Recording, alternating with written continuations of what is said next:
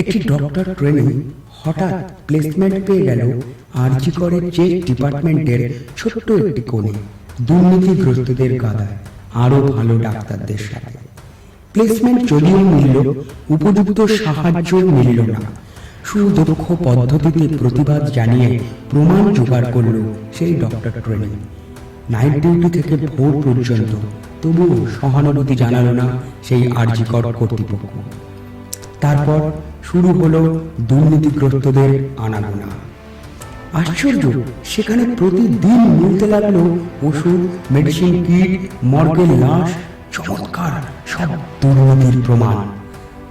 তারপর এক সময় দুষ্কৃতীদের আড়াল করতে এলো অংশীদার, প্রভাবশালীর মুখোশধারী দুর্নীতিগ্রস্ত মানুষ। কাজে দুর্বল হয়ে পড়ল সেই সৎ ডক্টর ট্রেনিং। প্রমাণ কালেকশন